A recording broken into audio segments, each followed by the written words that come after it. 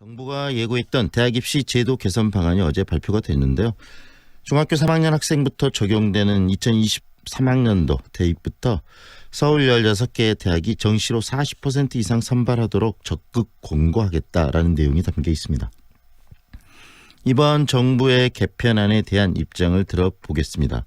100% 정시를 꾸준히 주장해온 분이시죠. 교육바로 세우기 운동본부 박소영 대표 연결합니다. 안녕하세요, 대표님. 네, 안녕하세요. 네, 정부가 지금 어제 발표를 했었는데요. 네. 40% 정도의 정시를 반영하겠다. 그것도 서울에 있는 지금 16개 대학 중심으로 이렇게 발표를 했습니다. 이번 네네. 개선안에 대해서 어떤 생각이 드십니까? 네. 저희가 사실은 그 100%를 계속해서 주장해왔던 것은 아니고요. 네. 저희도 이제 여러 가지로 의견들이 다양해서 저희도 일단 절충안으로 한 50% 이상을 얘기를 해왔었는데, 지난 작년 공론화 과정에서도 거의 45% 이상 얘기를 했었고요. 근데 네. 어제 발표는 그 일부 서울에 있는 16개 대학의 그 40% 정도를 지금 권고한 상황인데요. 실질적으로 그 정시 확대 효과가 그렇게 높다고 보지는 않고 있습니다. 저희가 봤을 때는.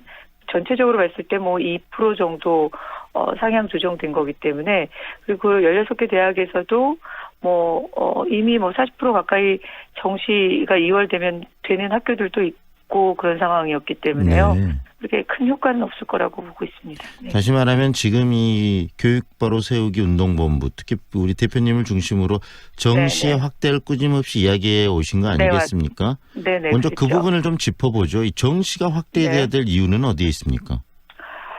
실질적으로 이 지금 학생부 종합전형에 대한 가장 큰 불씨는 이 지금 정성평가로 인해서 본인들이 받고 있는 그 평가가 납득을 할 수 없다는 부분이죠. 이제 승복을 할 수 없다는 부분인 거죠. 결국은 붙는 학생들도 그렇고 떨어지는 학생들도 기준이 모호하다. 왜 떨어졌는지 왜 붙었는지 모르겠다는 부분들에 때문에 결국 이제 불공정성이 문제가 된 거고, 이번 이제 조국 딸 사건의 조국 교수에 대한 딸 사건에서 붙여준 것처럼, 네.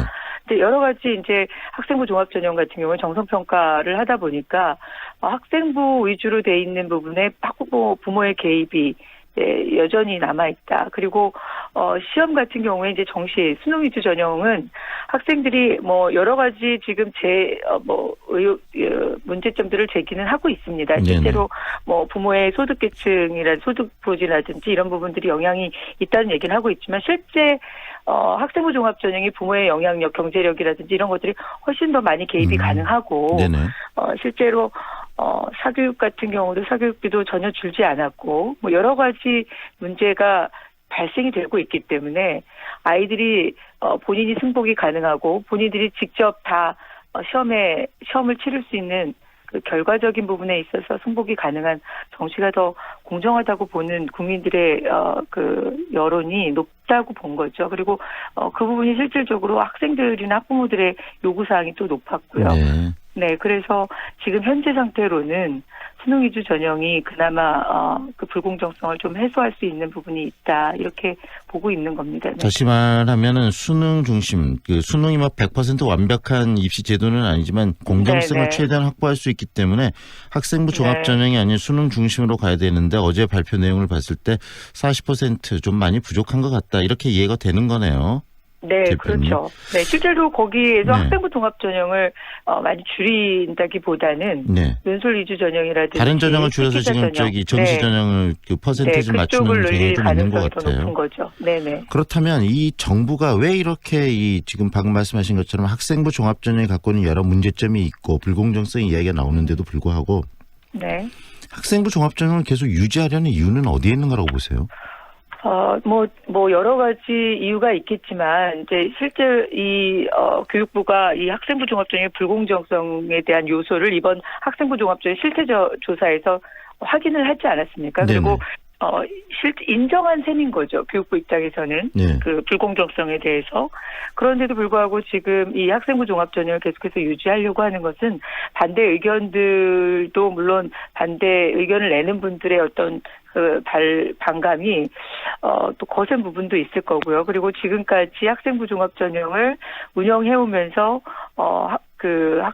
학생들이라든지 학부모들이 이미 이제 학생부 종합전형을 준비해온 분들도 이미 있을 것이고, 네. 그리고 이게 입시를 치러보지 않으면 학생부 종합전형에 대한 어떤 이 부분의 불공정성을 느끼는 거는 입시를 준비하고 있는 입장에서 현재 고1이라든지 고2라든지, 그리고 중학생이라든지 이런 분들은 학부모 학생들은 그래도 막연한 기대가 좀 있는 부분이 있습니다. 그래서 이미 지금까지 10년 동안 운영을 해오면서 어느 정도 적응이 됐다. 그리고 학교 현장에서도 준비하는 부분에 있어서 어느 정도 적응이 된 부분에 대한 그 부분을 완전히 배제할 수는 없었던 그런 부담감이 좀 있었을 것 같습니다. 교육부 입장에서는. 여론조사들을 이렇게 보면은 교사들은 학생부 종합전형에 찬성하는 입장이고, 그런데 실질적인 당사자인 학생들과 학부모들은 학생부 종합전형에 부정적인 의여로운 결과들이 많은데, 결국은 현장에서 직접 이 준비하는 학생들에게서는 굉장히 좀 불합리하게 느껴지는 게 학생부 종합전형이라는 이야기 아니겠습니까? 네, 부담이 큰 거죠. 사실상 그냥 뭐 공부만 하면 되는 것이 아니라 내신 성적도 다 챙겨야 되는 거고 비교과 활동까지 다 챙겨야 되는 학생들 입장에서는 부담이 많이 있고요. 고등학교 1학년 때 이것이 그냥 고등학교 1학년 때 준비하고 고3까지 계속 꾸준히 가는 것이 아니라 고1 때 이미 이제 내신 성적이 나쁜 아이들 같은 경우에는 이미 고2나 뭐 고3 되면 포기해야 되는 상황이 벌어지기도 하고요. 그렇죠. 회복도 어렵고 그런 부분들이 있고요.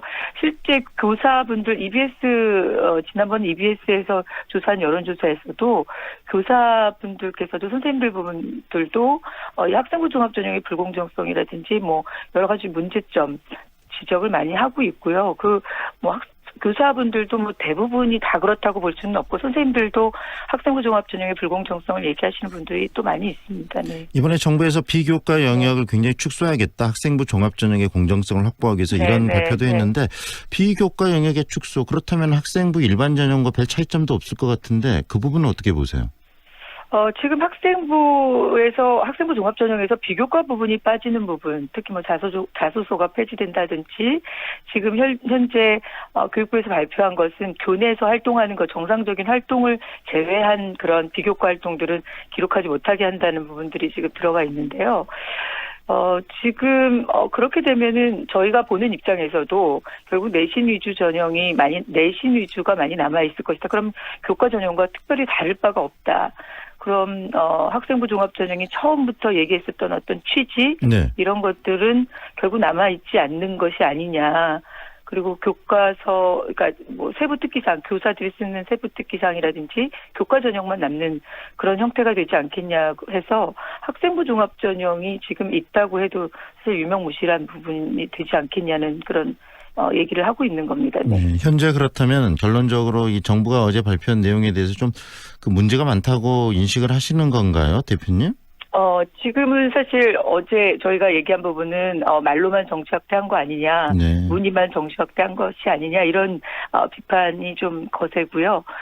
그리고 실제 뭐 반대 의견을 내고 있는 사람들도 뭐 본인들 불만은 또 많이 있겠죠. 그래서 실제 어제 기사 헤드라인 같은 경우에는 어느 쪽도 양쪽 다 부정적이다 뭐 이런 이야기가 나오지 않습니까? 그런 얘기들이 좀 나오고 있는 상황이죠. 교육부 입장에서 좀 난감할 겁니다. 그렇다면 가장 합리적인 그런 교육이 개혁 그리고 이 대학교 입시 제도의 시스템의 개혁이 어떤 방향성을 가져야 된다고 생각하시는지 이야기해 주시죠. 저희도 이제 정시 부분이 불공정성을 해소할 수 있다라고 주장을 해왔지만 이것이 또 100% 완벽한 제도라고는 주장하지는 않았고요. 그리고 저희가 100%까지 하지 않는 부분도 이게 지금 말씀하신 것처럼 앞으로의 방향을 생각하면 어느 정도 절충이 필요하다라는 의미에서 저희가 50% 이상은 그래도 돼야 된다고 얘기를 했던 거거든요, 전체적으로. 근데 이제, 지금 이제 어제 발표한 부분도 있지만, 10여 년간 지금 비율을 계속해서 수시 비율을 문제점들이 이미 발생이 계속됐었습니다. 이번에 조국 사태라든지 지난해 숙명여고 사태 같은 것들이 국민들의 공감들을 이 수시 문제점들을 충분히 인식하는 데 어떤 계기가 됐을 뿐이지 실질적으로 2015년도 이 학생부 종합전형 수시 전형이 이미 50% 이상을 넘어오는 2007년부터 이미 넘어오는 그런 상황에서부터 문제점들은 계속해서 제기가 돼 왔던 건데 그것을 교육부가 지금까지 방관해왔던 것이 아니냐. 그리고 실제 이렇게 수시 비율이 확대가 되어오는 동안 관리 감독을 제대로 하지 못했다라는 네. 그런 비판이 많이 있는 겁니다. 그래서 그런 부분들만 바로잡았더라도 지금의 이런 문제의 심각성들은 특히 불신에 대한 심각성들은 조금 줄어들지 않았나 이런 생각이 좀 들고요. 네. 그렇다 그러면 교육부가 어떤 책임의식을 갖고 이렇게 무책임하게 할 것이 아니라 책임의식을 가지고 이 지금 이번에 발표된 것뿐만이 아니라 지금 계속해서 이미 10년 동안 입시에 대한 혼란은 계속해서 학부모와 학생들에게는 주어져 왔거든요. 그렇죠. 네. 그러니까 네, 이게 비율 같은 경우에는 해마다 대학이 발표하는 1년 전에 계속해서 비율은 조정해 왔습니다. 네. 그러니까 수시의 비율은 계속 늘려왔고요. 그러니까 이런 부분들이 결국은 현장에 있는 목소리들을 반영하지 않았다. 지금까지. 그리고 지금 이제 이 입시에 대한 불공정성, 불신 이런 것들이 불거져 나온 것은 이미 극도로 불만이 차 있다는 이 방증이고요. 현재 수요자들, 학생과 네네네. 학생과 네. 학부모들의 불만이 이제 터져 나온 거고 그렇다 그러면 이제는 목소리가 반영이 돼야 된다.